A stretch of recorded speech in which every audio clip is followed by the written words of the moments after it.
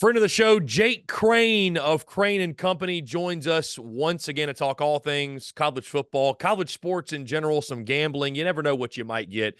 Jake, appreciate you taking the time, my man. What's going on? Man, just watching you grow like a weed over here, dude. I'm proud of you. It's fun to come on and chop it up, and it's a fun time of year as we get toward March Madness and toward spring practice. Man, I'm excited. Jake, first thing, let's talk Super Bowl really quickly. I can't help Mhm. but make this comparison in my head. Are Patrick Mahomes and Travis Kelce just the modern day version of what we watched for so long with Tom Brady and Gronk? Well, I'll take it a step further. Is Travis Kelce, Patrick Mahomes, and Andy Reid the modern day version of Tom Brady, Bill Belichick, and Rob Gronkowski? And it's becoming more like that, not just because it's three guys and one happens to be a coach, one happens to be a quarterback, and one happens to be a tight end. But I think what you're watching with the Chiefs is something that was one of the best traits of the Patriots is that they could win in the most ways. You know, typically the Chiefs have been this high flying offense that was just good enough on defense, would get stops when they had to, and would beat you typically in high scoring games, or Patrick Mahomes doing, Hogwarts type things. Well, the best part of this Chiefs team, in my opinion, was the defense and special teams this year. That was the most consistent thing if you really look at it. Look, Mahomes is incredible. And I know the roster they had last year on offense was about the same as this one. You know, you didn't have Tyreek Hill, but the Chiefs won a lot of games on defense this year. They didn't give up double-digit points in a second half for the last 10 games. The most points they gave up in a game this year was 27, but it wasn't just that. Harrison Butker is an absolute splash festival. Every time he gets a chance, Tommy Townsend, I mean, it's bombs over Baghdad. Somebody sound the sirens. Dude's just dropping them inside the 10, like he's throwing quarters. I think this was, when you look at the way the Patriots won a lot of their Super Bowls, it wasn't always pretty or high flying or beautiful, but they scored when they had to score. They got stops when they had to get stops, and everybody knew their role. So, yeah, as crazy as it sounds, we're seeing something similar. Now we'll see if it works out the way it worked out with as many Super Bowls as the Patriots won. But I mean, in the grand scheme of things, the Chiefs are really just getting started.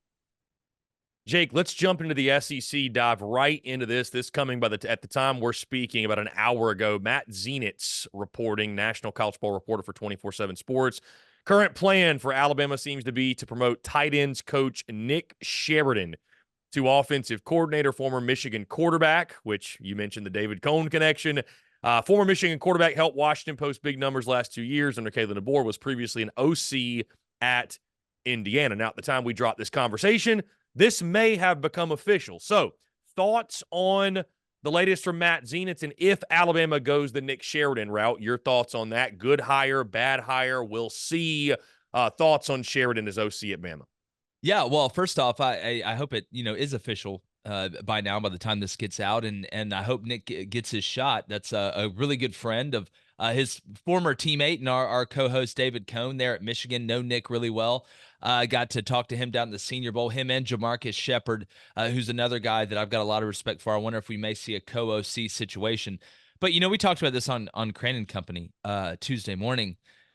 Kalen DeBoer, it's the same thing. If the assistant head chef goes and starts his own restaurant, or maybe goes and becomes an assistant head chef somewhere else, you typically just promote the chef underneath him to be able to come up and start cooking second in line.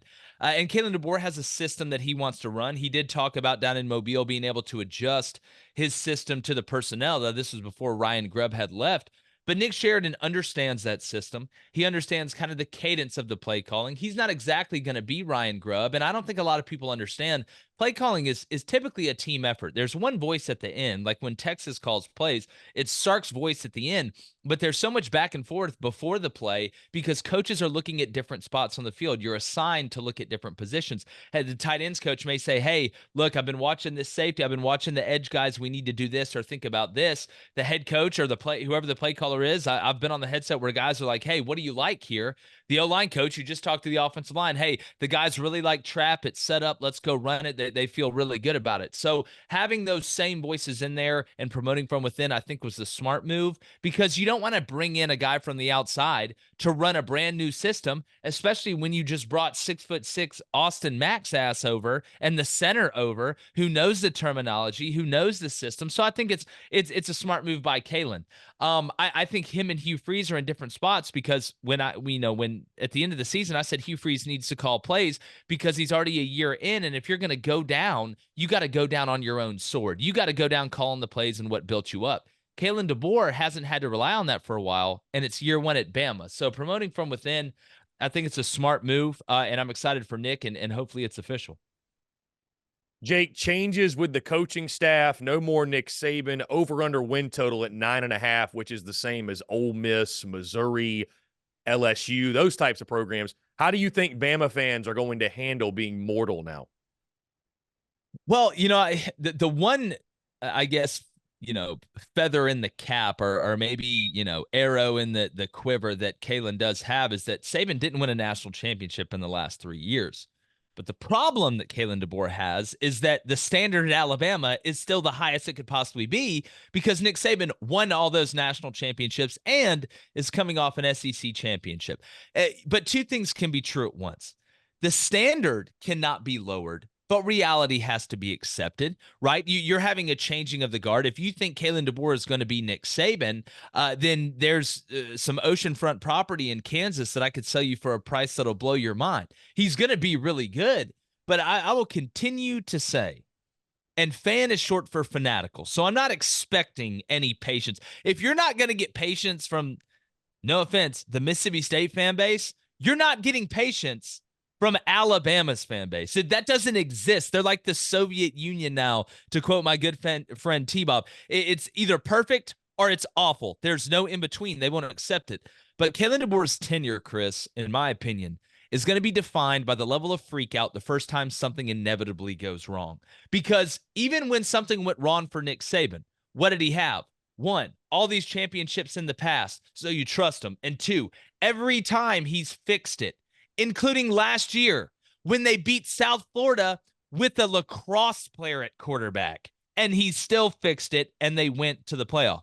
Kalen DeBoer doesn't have that leeway. So what happens if you go up to Camp Randall in Wisconsin with those huge Siberian cave trolls that they bring in every single year up front, and it goes wrong, and then you got Georgia at home the next week, and you lose that one? I mean, is Roll Tide Willie going to be leading everybody in Tuscaloosa up to the mayor's house with pitchforks and torches? If they show the man some patience, they're going to get a good product at the end. It's still Alabama. But you cannot run this guy out of town the first time something goes wrong. But look, it's SEC fans. Me trying to talk them down, and that's what makes it great, though. That's our worst weakness and our best strength. Same, but different, but still same. Jake, sticking with those over/under win totals that were released by FanDuel, I'll run through these really quickly. Georgia and Texas at 10.5, Bama, Ole Miss, Mizzou, LSU at 9.5, A&M and Tennessee at 8.5, Oklahoma, Kentucky, Auburn at 6.5, South Carolina, Florida, Arkansas 5.5, Mississippi State 4.5, Vandy 2.5. I'm sure you took a look at this. You're a gambling man yourself. Did any of those jump out to you, and if so, which? I always start with Vandy first. I want to see how low is that win total going to be. And I see some of the transfers they have, and I kind of like the over right now. But here's the problem, Chris. And Vandy was the bet of the summer last year. Over 3. I know it was. I didn't fall for it. I didn't fall for it. Company were locking the over. Everybody. Oh, yeah. Not your boy, though. Not your boy, though. Look, Clark Lee may look like Professor X, but he's not. I do like the transfers that they brought in, though. Diego Pavia, who, New Mexico State. Hold on. Sorry. Yeah, they about had to send me to Shutter Island after the Auburn, New Mexico State game last year. But they brought in Nate Johnson, the quarterback from Utah. Like, we'll see. He doesn't throw it very well, but good. He's quicker than a hiccup. And then, brought in Jerry Kill as well. So, look, I kind of like Vandy early, but look, we live in a new era. Like, making predictions right now, it's pointless. I get why. We all got to throw stuff out there, I don't make predictions, though, until the end of fall camp, because I've been in it. And I realized I need to know who wins what job. And now with the transfer portal, who the hell knows who's going to be where? I need to know who's that one or two quarterbacks every year that get hurt either, during spring or in the summer or during fall camp. I make my predictions at the end of fall camp. But that doesn't mean I won't sprinkle a little bit of cheddar here and there. You know what I'm saying? So, yeah, look at that 6.5 for Auburn and South Carolina. I believe that's what you said. Just South Carolina's 5.5. Auburn South Carolina's 5.5. I think South Carolina goes to a bowl game. I do. I know there's some question marks at certain spots. You do lose Spencer Rattler, who we had a great time with down at the Senior Bowl, but there's a couple. The Vandy one though, I don't know. I walk in, it just gives me that bakery smell. I like it. What do you think about 8.5 for first-year head coach Mike Elko? I mean, I don't think he's walking into a situation where I need to go look at the schedule. He's not walking into a situation where the cupboard's bare by any means, but 8.5 feels. Here's what I'm gonna say, Chris. Here's what I'm saying. I said this even before Mike Elko got the job. Like, and not that Jimbo was super finesse, but Texas A&M, it's like the person who gets a lot of money and then just goes soft. Somebody that was like raised on a farm, and they get a lot of money and they're hanging around with different people. Now they're in like tuxes, hanging out with Wall Street guys, and don't pour over me. That's not who Texas A&M is.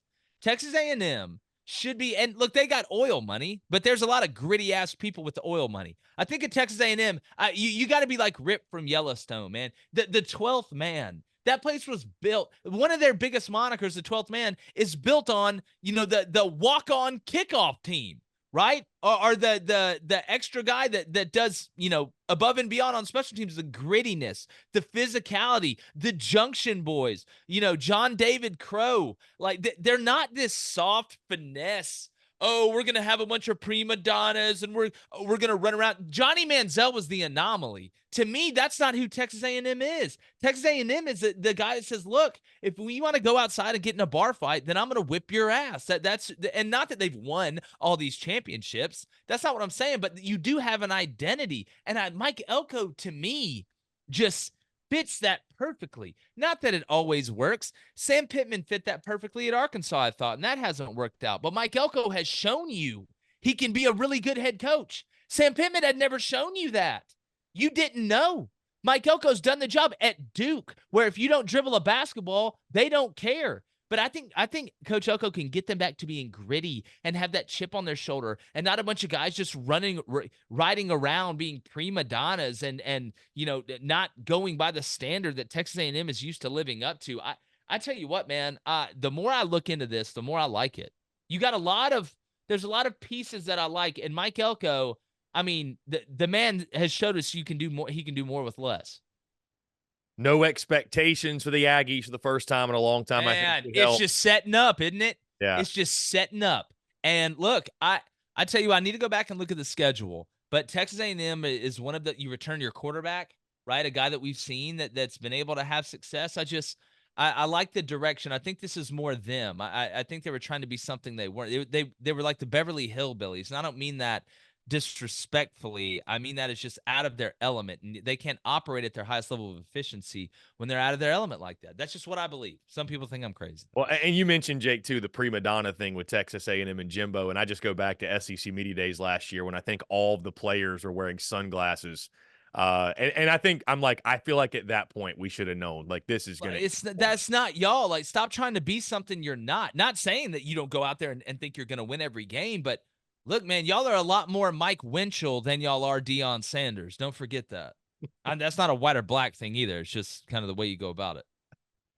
Jake, I know you guys talked about this on your show extensively in regards to what we're seeing in college football with either Power 5 head coaches, up and leaving for coordinator spots in the NFL, Power 5 head coaches leaving for coordinator spots within their own conference, right? If you at least count that UCLA and Ohio State will be in the same conference next year in the Big Ten. Chip Kelly heading out of LA. He's now the OC at Ohio State.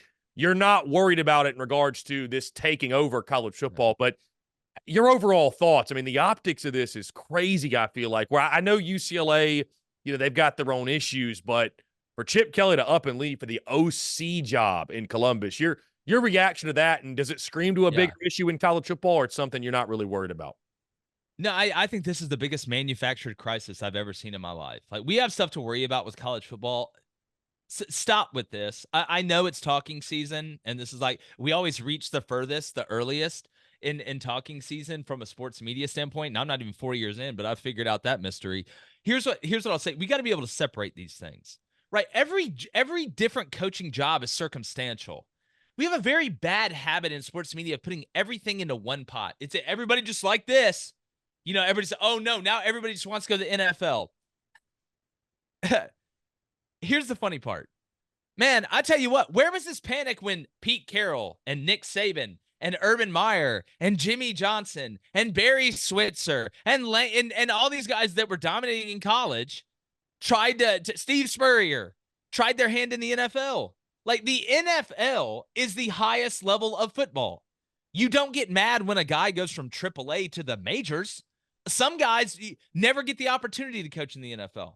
A lot of coaches want to coach in the NFL. And most of the time, you're a product of your environment. If you start in college football coaching, you typically coach most of the time in college football. If you start in the NFL, we know they recycle more coaches than anybody.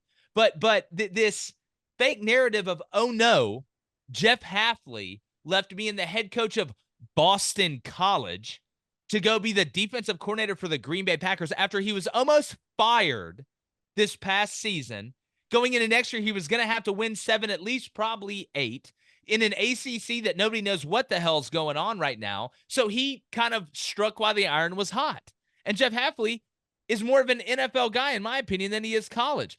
But on the other hand, there's some new paths that have been created in college football that fascinate me. One, and it makes sense, the group of 5 head coach that goes to become a Power 5 offensive coordinator to then become a Power 5 head coach.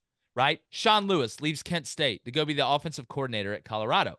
Gets demoted, Chris, halfway through the year, yet still gets the head coaching job at San Diego State. It worked. Kane Womack leaves South Alabama to go hook up with his good friend, Kalen DeBoer, and be the defensive coordinator at Alabama, which we know is a breeding ground and a feeding ground to go become a Power 5 head coach. That makes sense. The Chip Kelly thing just smells like petty high school BS to me. And I don't mean BS on Chip Kelly's part. I think them and UCLA didn't have a great relationship. He almost got fired last year. So he decided to go be the offensive coordinator at Ohio State after interviewing for NFL jobs. I told my brother this morning. To me, this does not signal something's wrong with college football. If something was wrong with college football, then Chip Kelly would have either sat out a year and waited to get another job in the NFL or took a position coach job in the NFL. You don't stay in the business that you supposedly think is being wrecked, especially as a coordinator, when you have less power. And to be honest with you, from a academic and recruiting standpoint, believe what you want, but Chip Kelly's going to have to be involved in that. He's going to coach the quarterbacks. You have to be even more hands-on than as a head coach, where you're really a fundraiser and a speaker and a motivator. So I'm not buying into this, oh my God, nobody wants to coach college football anymore. It's a disaster. Look at the coaches we have in the game right now. You want me to go down the list? Steve Sarkisian, Dan Lanning, Kalen DeBoer, I can Lane Kiffin. There's big time coaches, Lance Leipold, Dabo Sweeney that are still in college. So I think it's a manufactured crisis, Chris. We got a lot to worry about, but this isn't something to worry about. This is the natural progression for a lot of people. Jake, I talked about this on our airwaves late last week, but I'm curious to get your thoughts. If this were to take place in the SEC, do you feel like there's a candidate or candidates out there that you could see this happening to where, to your point, Chip Kelly, and maybe it would require us knowing a little bit more behind the scenes, but, his seat was hot, right? It kind of seemed like he beat them to the punch and just bettered his situation. Do you feel like, could you see this happening? Because I don't know that we've seen this in the Southeastern Conference where someone just been left. If it were to happen, do you have any thoughts on who it may be? Any situations where it makes sense? Well, are you talking about like the Jeff Hafley situation where you leave being a head coach to be a coordinator in the NFL, or Chip Kelly? Either or. I don't think that would happen in the SEC. Only at Vanderbilt, maybe. That would be the only one I'd say. I just don't. There's no coach that would go from being the head coach again outside of Vanderbilt. I think would be the only case. I would say I don't mean any disrespect, but I mean, let's be real.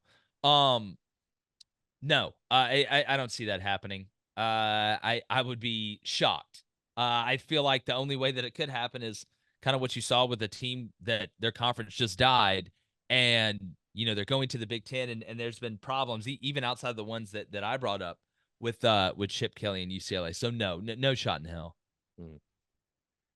Jake, your thoughts on SEC basketball? Again, I know you're a gambling man. I know you guys have been crushing it. It's no nights off, man. What? Hold on. Actually, why can't Auburn win in Gainesville? What is this hex I've read about? You know how it is, Chris. You know how it is, man. So there's just some places, man. There's just some places. I mean, it's. I feel like every team has one. Y'all know. Y'all listening right now or watching right now. Sport, right? It's every sport that Auburn struggles there. No, in football we do well in games. Okay. I mean, Tebow never won. We beat Tebow down there with Cody Burns at quarterback. So, no, it's really basketball and I guess pretty much everything else. I got to go back and look at the baseball records. But here's what I'll say. What I find fascinating, the SEC is kind of like a microcosm of all of college basketball right now.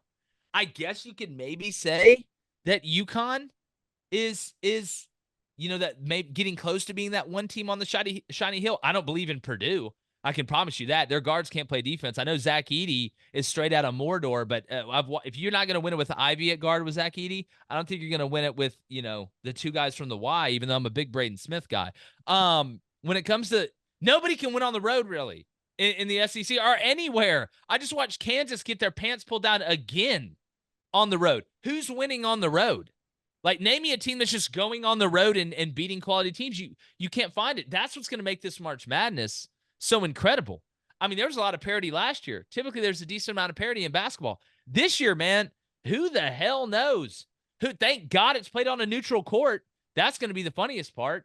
But no, it's going to be a race down the stretch. It's going to be tough to win on the road. And the couple teams that are able to hold serve at home and steal one or two on the road down the stretch, that's who's going to win it. But it's just it's so much fun now because I grew up in an era where SEC basketball was Kentucky, then maybe Florida or maybe Tennessee, and then everybody else. Now, I mean, man, there's you can't take a deep breath. It's incredible. They're talking about maybe getting 10 teams in. I think it's going to be 9, but that's why I was telling fan bases that their top 15 ranked team lost on the road to a really good team. Everybody's losing on the road to a really good team. So it is what it is. But the Gainesville thing, man, we need to get like Jobu or something, or just there needs to be some ritual done. I need to talk to Coach Pearl. I always think of what is it, the rookie where they sprinkle the rose petals on the field or whatever. Just something like somebody spin around 3 times. Like somebody do something. I will say, Jake, though, I wanted to point out a team that has found a way to win some big games on the road. South Carolina. I knew you were going to find a way to get this in here.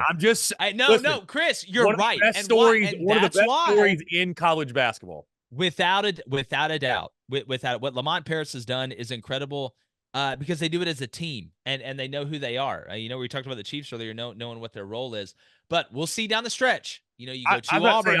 I'm throwing the layup to you to talk about the game at the Jungle because that's Wednesday night. You better put the women and children to sleep. It's gonna get wild. I think Auburn plays. They got South Carolina at home, which I'm so glad South Carolina's good. That's a good win. That I would have never guessed. I would have never guessed. Never would have imagined South Carolina would be ranked higher than Auburn going into that game.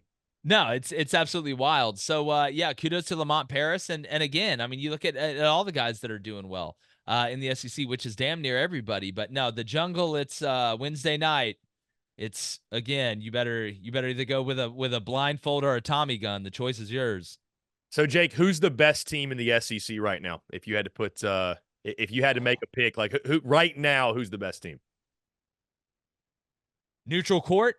Neutral court. Tennessee, I think. I think Dalton connects the difference, man. Yeah, I think they're the most complete as well. I was asked to pick the SEC tournament winner. I still, but Bama's got the best offense. I mean, Bama's just applying the moisturizer from everywhere. They just can't play defense. Yeah, that'll be interesting when we get on a neutral court and you don't have the craziness of home court. That's what I'm saying, Chris. The SEC tournament's going to be electric this year. you want to find out, the teams that are going to win, it's the teams that can win in the most ways because you're playing on a neutral court. There is no, hey, you're going to the jungle, or hey, you're going to the cockpit. Is that what they call it at South Carolina? They call the student section the cockpit. Okay, Williams good. Brice To Stadium be honest with you, hey yeah, Chris, to be honest with you, yeah. I did not know that. That just really made sense as I That's was a thinking new about it. thing. So that's yeah. Yeah. So LA, whatever. look, you got your band on one end, but it is what it is. Neutral court defense and rebounding. Defense and rebounding. That will always travel.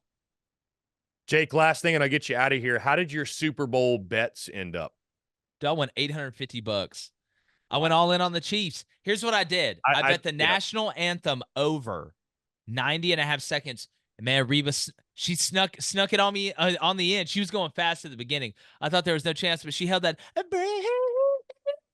Yeah, she held that at the end. I was able to get the over. And then just the Chiefs. I had them +2. I had a money line. I live bet them +6.5. I had a first score of the second half to be a Chiefs field goal. Nailed that one. And then I had the Niners over 1.5 field goals for the game.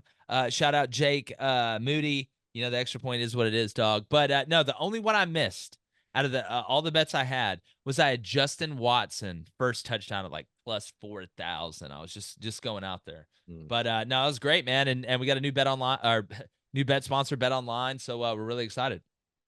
Jake, I watched that game with a guy, a good buddy of mine, that he bet San Francisco, and watching, and he asked me before the game. He said, "Who would you go with?" I said, "Dude," and I went public on social media with this. I was like, same thing as you, Chiefs +2, Chiefs money line. I'm not betting against Patrick Mahomes. I was in this like, moment. Team of Destiny, Patrick Mahomes, and watching his roller coaster of emotions. I wish I had big money.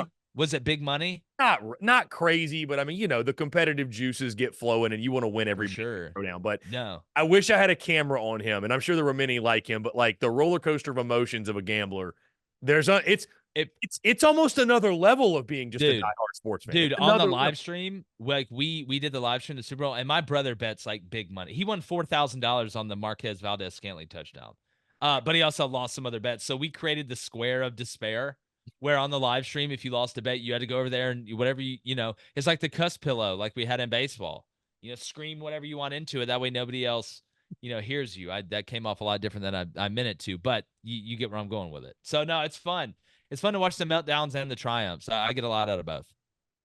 Jake Crain of Crain Company, one of the best in the business. Jake, appreciate you taking the time, my friend. Let's definitely do it again soon. Chris, anytime, buddy.